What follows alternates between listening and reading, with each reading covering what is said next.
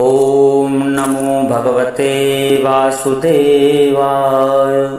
श्री लघु विष्णु सहस्रनाम स्तोत्रम।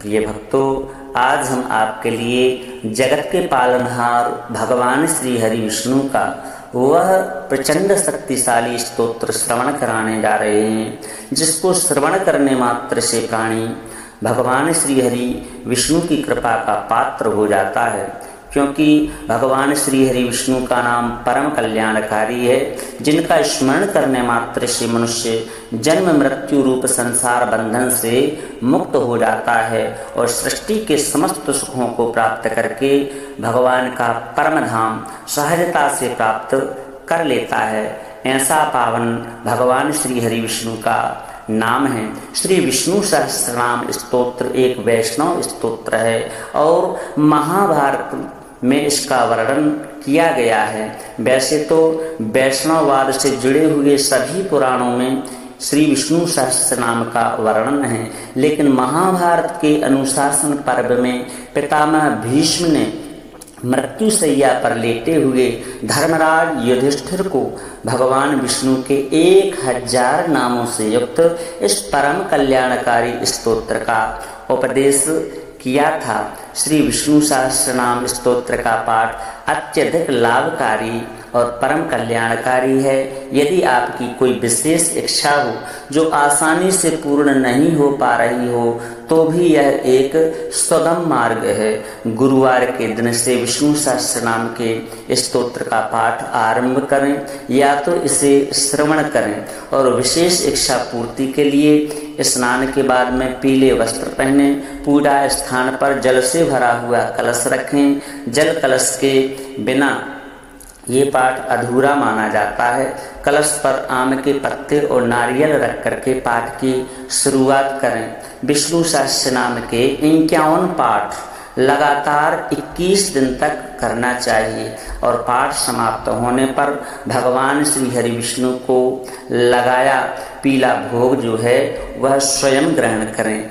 आपकी सृष्टि के बड़े से बड़ी कामना सहजता से पूर्ण हो जाएगी। तो आज जो हम स्तोत्र आपको श्रवण कराने जा रहे हैं, इस स्तोत्र को श्रवण करने से संपूर्ण विष्णु सहस्रनाम का फल अनायास ही प्राप्त हो जाता है। इस स्तोत्र को आप 21 दिन तक कम से कम अवश्य श्रवण कर लें। आपकी मनोकामना भगवान श्री हरि विष्णु की कृपा से अवश्य ही पूर्ण होगी, ऐसा वर्णन है। तो आइए इस स्तोत्र को श्रवण करते हैं।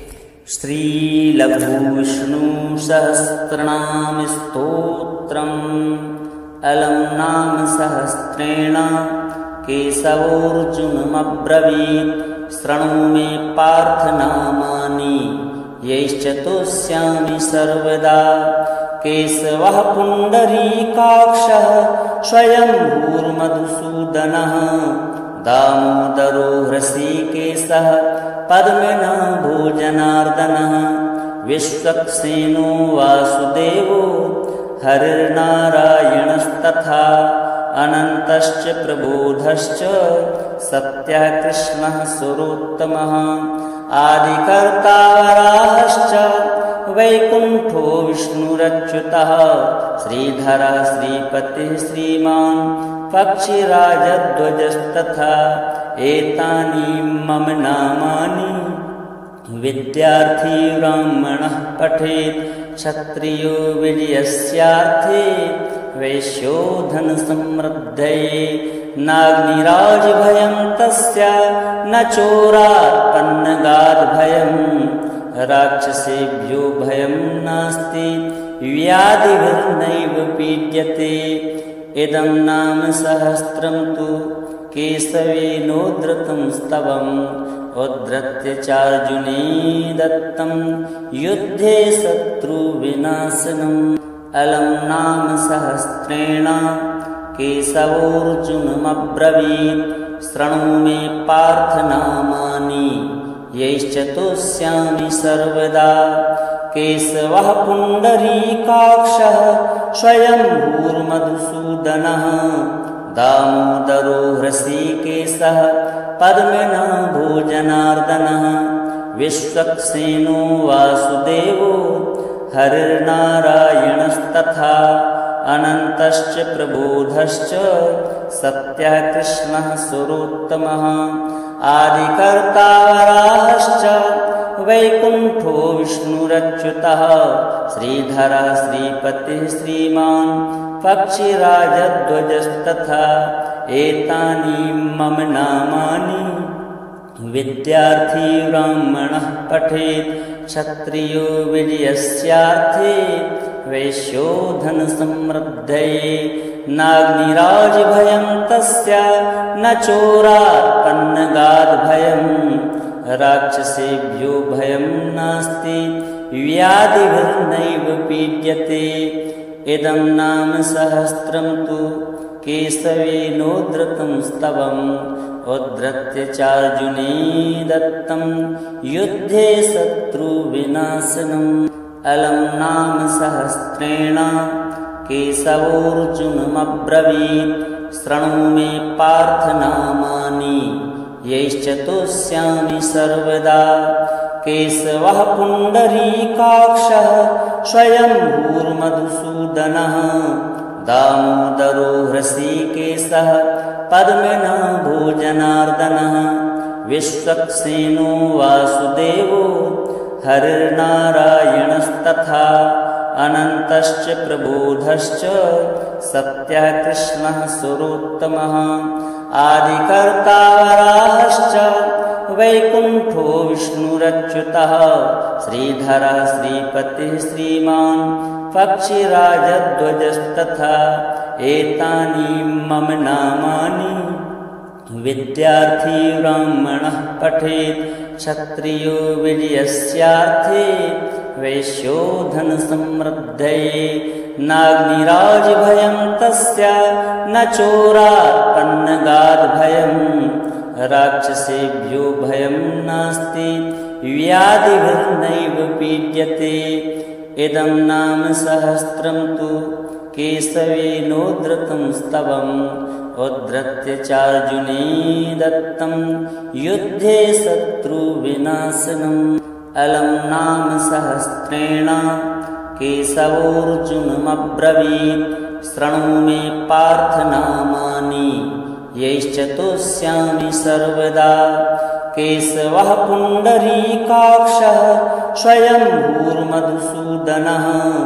दामोदरो हृषीकेशः पद्मनाभो जनार्दनः विश्वक्सेनो वासुदेवो हरिर्नारायणस्तथा अनन्तश्च प्रबोधश्च सत्यः कृष्णः सुरोत्तमः आदिकर्ता वराहश्च वैकुण्ठो विष्णुरच्युतः श्रीधरः श्रीपतिः श्रीमान् पक्षिराजध्वजस्तथा एतानि मम नामानि विद्यार्थी ब्राह्मणः पठेत् क्षत्रियो विजयस्यार्थे वैश्यो धनसमृद्धये नाग्निराजभयं तस्य न चोरात्पन्नगाद्भयं राक्षसेभ्यो भयं नास्ति व्याधिभिर्नैव पीड्यते इदं नाम सहस्रं तु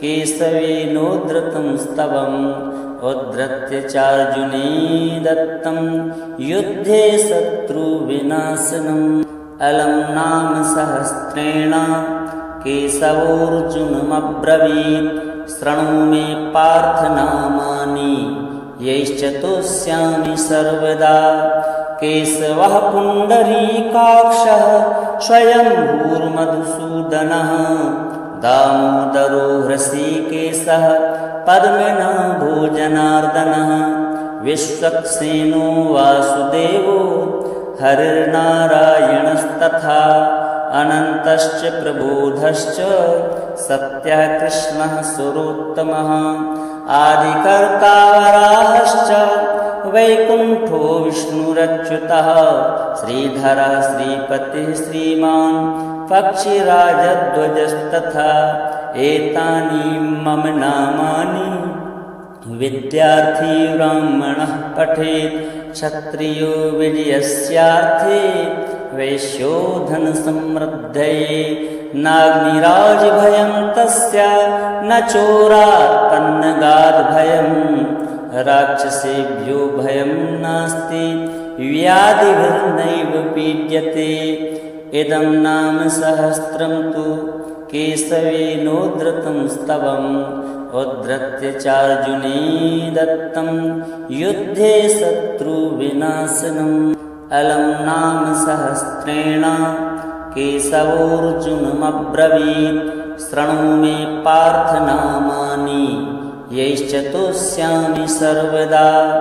केशवः पुण्डरीकाक्षः स्वयंभूर्मधुसूदनः दामोदरो हृषीकेशः पद्मनाभो जनार्दनः विश्वक्सेनो वासुदेवो हरिर्नारायणस्तथा अनन्तश्च प्रबोधश्च सत्यः कृष्णः सुरोत्तमः आदिकर्ता वराहश्च वैकुण्ठो विष्णुरच्युतः श्रीधरः श्रीपतिः श्रीमान् पक्षिराजध्वजस्तथा। एतानि मम नामानि विद्यार्थी ब्राह्मणः पठेत् क्षत्रियो विजयस्यार्थे वैश्यो धनसमृद्धये नाग्निराजभयं तस्य न चोरात्पन्नगाद्भयं राक्षसेभ्यो भयं नास्ति व्याधिभिर्नैव पीड्यते। इदं नाम सहस्रं तु केशवेनोद्धृतं स्तवम् उद्धृत्य चार्जुने दत्तं युद्धे शत्रुविनाशनम्। अलं नाम सहस्रेण केशवोऽर्जुनमब्रवीत् शृणु मे पार्थ नामानि यैश्च तोष्यामि सर्वदा। केशवः पुण्डरीकाक्षः स्वयंभूर्मधुसूदनः दामोदरो हृषीकेशः पद्मनाभो जनार्दनः विश्वक्सेनो वासुदेवो हरिर्नारायणस्तथा अनन्तश्च प्रबोधश्च सत्यः कृष्णः सुरोत्तमः आदिकर्ता वराहश्च वैकुण्ठो विष्णुरच्युतः श्रीधरः श्रीपतिः श्रीमान् पक्षिराजध्वजस्तथा।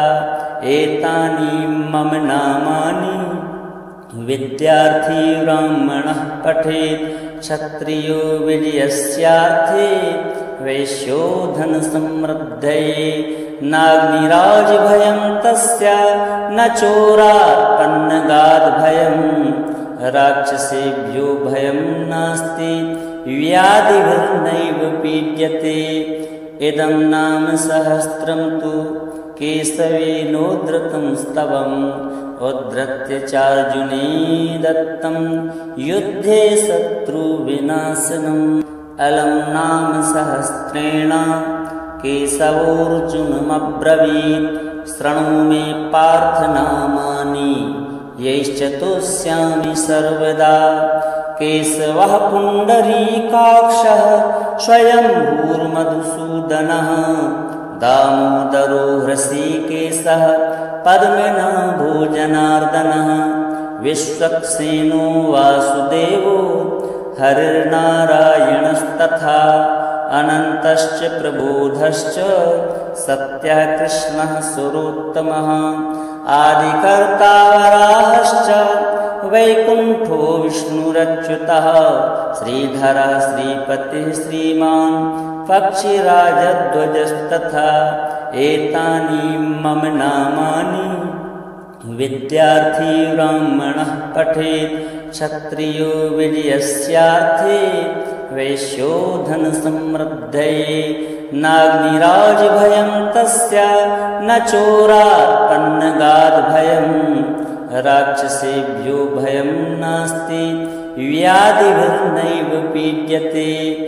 इदं नाम सहस्रं तु केशवेनोद्धृतं स्तवम् उद्धृत्य चार्जुने दत्तं युद्धे शत्रुविनाशनम्। अलं नाम सहस्रेण केशवोऽर्जुनमब्रवीत् शृणु मे पार्थ नामानि यैश्च तुष्यामि सर्वदा। केशवः पुण्डरीकाक्षः स्वयंभूर्मधुसूदनः दामोदरो हृषीकेशः पद्मनाभो जनार्दनः विश्वक्सेनो वासुदेवो हरिर्नारायणस्तथा अनन्तश्च प्रबोधश्च सत्यः कृष्णः सुरोत्तमः आदिकर्ता वराहश्च वैकुण्ठो विष्णुरच्युतः श्रीधरः श्रीपतिः श्रीमान् पक्षिराजध्वजस्तथा एतानि मम नामानि विद्यार्थी ब्राह्मणः पठेत् क्षत्रियो विजयस्यार्थे वैश्यो धनसमृद्धये नाग्निराजभयं तस्य न चोरात्पन्नगादभयं राक्षसेभ्यो भयं नास्ति व्याधिभिर्नैव पीड्यते। इदं नाम सहस्रं तु केशवेनोद्धृतं स्तवम् उद्धृत्य चार्जुने दत्तं युद्धे शत्रुविनाशनम्। अलं नाम सहस्रेण केशवोऽर्जुनमब्रवीत् शृणु मे पार्थ नामानि यैश्च तुष्यामि सर्वदा। केशवः पुण्डरीकाक्षः स्वयंभूर्मधुसूदनः दामोदरो हृषीकेशः पद्मनाभो जनार्दनः विश्वक्सेनो वासुदेवो हरिर्नारायणस्तथा अनन्तश्च प्रबोधश्च सत्यः कृष्णः सुरोत्तमः आदिकर्ता वराहश्च वैकुण्ठो विष्णुरच्युतः श्रीधरः श्रीपतिः श्रीमान् पक्षिराजध्वजस्तथा एतानि मम नामानि विद्यार्थी ब्राह्मणः पठेत् क्षत्रियो विजयस्यार्थे वैश्यो धनसमृद्धये नाग्निराजभयं तस्य न चोरात्पन्नगादभयं राक्षसेभ्यो भयं नास्ति व्याधिभिर्नैव पीड्यते। इदं नाम सहस्रं तु केशवेनोद्धृतं स्तवम् उद्धृत्य चार्जुने दत्तं युद्धे शत्रुविनाशनम्। अलं नाम सहस्रेण केशवोऽर्जुनमब्रवीत् शृणु मे पार्थ नामानि यैश्च तुष्यामि सर्वदा। केशवः पुण्डरीकाक्षः स्वयंभूर्मधुसूदनः दामोदरो हृषीकेशः पद्मनाभो जनार्दनः विश्वक्सेनो वासुदेवो हरिर्नारायणस्तथा अनन्तश्च प्रबोधश्च सत्यः कृष्णः सुरोत्तमः आदिकर्ता वराहश्च वैकुण्ठो विष्णुरच्युतः श्रीधरः श्रीपतिः श्रीमान् पक्षिराजध्वजस्तथा एतानि मम नामानि विद्यार्थी ब्राह्मणः पठेत् क्षत्रियो विजयस्यार्थे वैश्यो धनसमृद्धये नाग्निराजभयं तस्य न चोरात्पन्नगादभयं राक्षसेभ्यो भयं नास्ति व्याधिभिर्नैव पीड्यते। इदं नाम सहस्रं तु केशवेनोद्धृतं स्तवम् उद्धृत्य चार्जुने दत्तं युद्धे शत्रुविनाशनम्। अलं नाम सहस्रेण केशवोऽर्जुनमब्रवीत् शृणु मे पार्थ नामानि यैश्च तुष्यामि सर्वदा।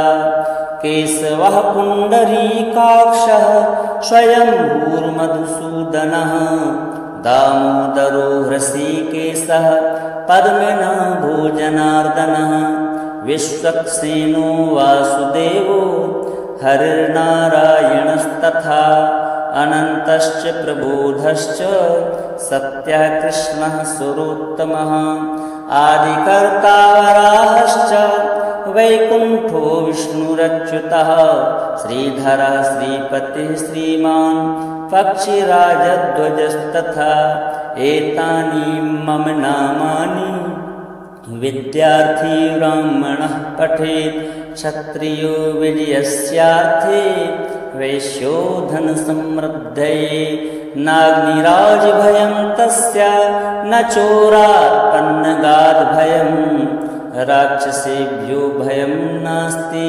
व्याधिभिर्नैव पीड्यते इदं नाम सहस्रं तु केशवेनोद्धृतं स्तवम् उद्धृत्य चार्जुने दत्तं युद्धे शत्रुविनाशनम् अलं नाम सहस्रेण केशवोऽर्जुनमब्रवीत् शृणु मे पार्थ नामानि यैश्च तोष्यामि सर्वदा केशवः पुण्डरीकाक्षः स्वयंभूर्मधुसूदनः दामोदरो हृषीकेशः पद्मनाभो जनार्दनः विश्वक्सेनो वासुदेवो हरिर्नारायणस्तथा अनन्तश्च प्रबोधश्च सत्यः कृष्णः सुरोत्तमः आदिकर्ता वराहश्च वैकुण्ठो विष्णुरच्युतः श्रीधरः श्रीपतिः श्रीमान् पक्षिराजध्वजस्तथा एतानि मम नामानि विद्यार्थी ब्राह्मणः पठेत् क्षत्रियो विजयस्यार्थे वैश्यो धनसमृद्धये नाग्निराजभयं तस्य न चोरात्पन्नगाद्भयं राक्षसेभ्यो भयं नास्ति व्याधिभिर्नैव पीड्यते इदं नाम सहस्रं तु केशवेनोद्धृतं स्तवम् उद्धृत्य चार्जुने दत्तं युद्धे शत्रुविनाशनम् अलं नाम सहस्रेण केशवोऽर्जुनमब्रवीत् शृणु मे पार्थ नामानि यैश्च तोष्यामि सर्वदा केशवः पुण्डरीकाक्षः स्वयंभूर्मधुसूदनः दामोदरो हृषीकेशः पद्मनाभो जनार्दनः विश्वक्सेनो वासुदेवो हरिर्नारायणस्तथा अनन्तश्च प्रबोधश्च सत्यः कृष्णः सुरोत्तमः आदिकर्ता वराहश्च वैकुण्ठो विष्णुरच्युतः श्रीधरः श्रीपतिः श्रीमान् पक्षिराजध्वजस्तथा एतानि मम नामानि विद्यार्थी ब्राह्मणः पठेत् क्षत्रियो विजयस्यार्थे वैश्यो धनसमृद्धये नाग्निराजभयं तस्य न चोरात्पन्नगाद्भयं राक्षसेभ्यो भयं नास्ति व्याधिभिर्नैव पीड्यते इदं नाम सहस्रं तु केशवेनोद्धृतं स्तवम् उद्धृत्य चार्जुने दत्तं युद्धे शत्रुविनाशनम् अलं नाम सहस्रेण केशवोऽर्जुनमब्रवीत् शृणु मे पार्थ नामानि यैश्च तोष्यामि सर्वदा केशवः पुण्डरीकाक्षः स्वयंभूर्मधुसूदनः दामोदरो हृषीकेशः पद्मनाभो जनार्दनः विश्वक्सेनो वासुदेवो हरिर्नारायणस्तथा अनन्तश्च प्रबोधश्च सत्यः कृष्णः सुरोत्तमः आदिकर्ता वराहश्च वैकुण्ठो विष्णुरच्युतः श्रीधरः श्रीपतिः श्रीमान् पक्षिराजध्वजस्तथा एतानि मम नामानि विद्यार्थी ब्राह्मणः पठेत् क्षत्रियो विजयस्यार्थे वैश्यो धनसमृद्धये नाग्निराजभयं तस्य न चोरात्पन्नगाद्भयं राक्षसेभ्यो भयं नास्ति व्याधिभिर्नैव पीड्यते। इदं नाम सहस्रं तु केशवेनोद्धृतं स्तवम् उद्धृत्य चार्जुने दत्तं युद्धे शत्रुविनाशनम्। अलं नाम सहस्रेण केशवोऽर्जुनमब्रवीत् शृणु मे पार्थ नामानि यैश्च तुष्यामि सर्वदा। केशवः पुण्डरीकाक्षः स्वयंभूर्मधुसूदनः दामोदरो हृषीकेशः पद्मनाभो जनार्दनः। विश्वक्सेनो वासुदेवो हरिर्नारायणस्तथा अनन्तश्च प्रबोधश्च सत्यः कृष्णः सुरोत्तमः। आदिकर्ता वराहश्च वैकुण्ठो विष्णुरच्युतः। श्रीधरः श्रीपतिः श्रीमान् पक्षिराजध्वजस्तथा। एतानि मम नामानि विद्यार्थी ब्राह्मणः पठेत्। क्षत्रियो विजयस्यार्थे वैश्यो धनसमृद्धये। नाग्निराजभयं तस्य न चोरात्पन्नगाद्भयम्। राक्षसेभ्यो भयं नास्ति व्याधिभिर्नैव पीड्यते। इदं नाम सहस्रं तु केशवेनोद्धृतं स्तवम् उद्धृत्य चार्जुने दत्तं युद्धे शत्रुविनाशनम्। अलं नाम सहस्रेण केशवोऽर्जुनमब्रवीत् शृणु मे पार्थ नामानि यैश्च तुष्यामि सर्वदा। केशवः पुण्डरीकाक्षः स्वयंभूर्मधुसूदनः दामोदरो हृषीकेशः पद्मनाभो जनार्दनः। विश्वक्सेनो वासुदेवो हरिर्नारायणस्तथा अनन्तश्च प्रबोधश्च सत्यः कृष्णः सुरोत्तमः। आदिकर्ता वराहश्च वैकुण्ठो विष्णुरच्युतः। श्रीधरः श्रीपतिः श्रीमान् पक्षिराजध्वजस्तथा।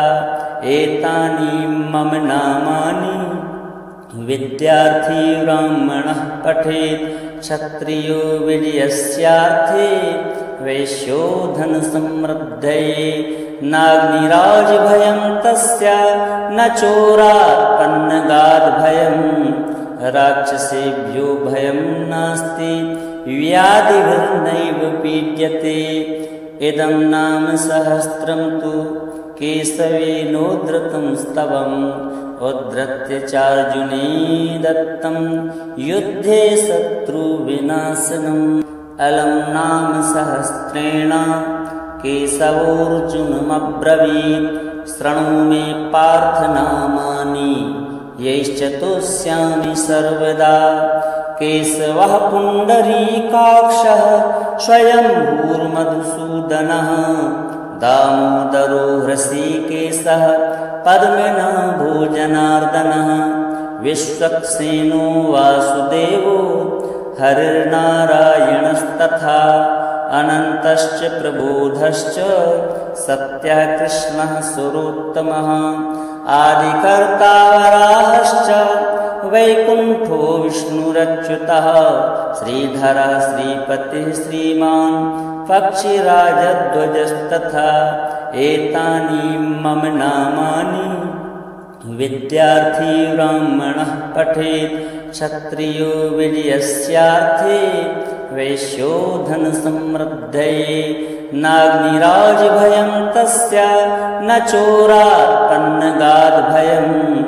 राक्षसेभ्यो भयं नास्ति व्याधिभिर्नैव पीड्यते। इदं नाम सहस्रं तु केशवेनोद्धृतं स्तवम् उद्धृत्य चार्जुने दत्तं युद्धे शत्रुविनाशनम्। अलं नाम सहस्रेण केशवोऽर्जुनमब्रवीत् शृणु मे पार्थ नामानि यैश्च तुष्यामि सर्वदा।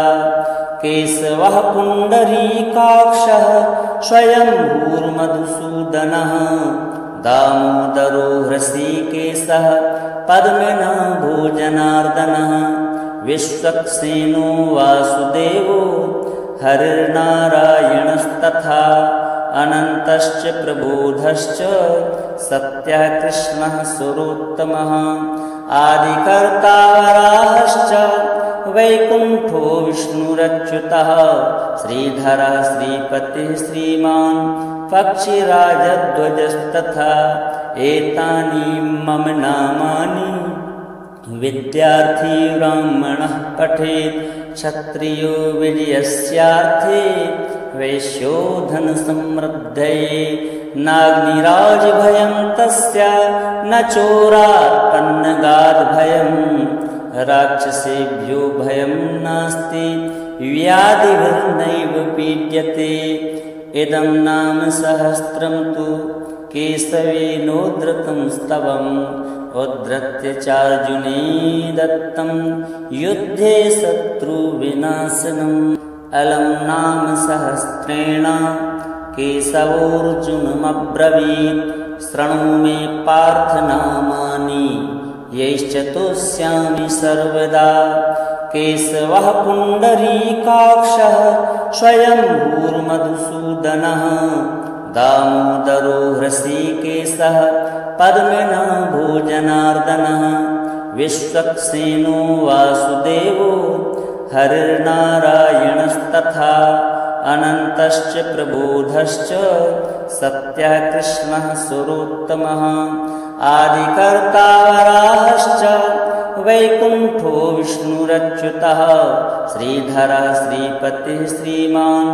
पक्षिराजध्वजस्तथा एतानि मम नामानि विद्यार्थी ब्राह्मणः पठेत् क्षत्रियो विजयस्यार्थे वैश्यो धनसमृद्धये नाग्निराजभयं तस्य न चोरात्पन्नगादभयं राक्षसेभ्यो भयं नास्ति व्याधिभिर्नैव पीड्यते इदं नाम सहस्रं तु केशवेनोद्धृतं स्तवम् उद्धृत्य चार्जुने दत्तं युद्धे शत्रुविनाशनम् अलं नाम सहस्रेण केशवोऽर्जुनमब्रवीत् शृणु मे पार्थ नामानि यैश्च तोष्यामि सर्वदा केशवः पुण्डरीकाक्षः स्वयंभूर्मधुसूदनः दामोदरो हृषीकेशः पद्मनाभो जनार्दनः विश्वक्सेनो वासुदेवो हरिर्नारायणस्तथा अनन्तश्च प्रबोधश्च सत्यः कृष्णः सुरोत्तमः आदिकर्ता वराहश्च वैकुण्ठो विष्णुरच्युतः श्रीधरः श्रीपतिः श्रीमान् पक्षिराजध्वजस्तथा एतानि मम नामानि विद्यार्थी ब्राह्मणः पठेत् क्षत्रियो विजयस्यार्थे वैश्यो धनसमृद्धये नाग्निराजभयं तस्य न चोरात्पन्नगादभयं राक्षसेभ्यो भयं नास्ति व्याधिभिर्नैव पीड्यते इदं नाम सहस्रं तु केशवेनोद्धृतं स्तवम् उद्धृत्य चार्जुने दत्तं युद्धे शत्रुविनाशनम्।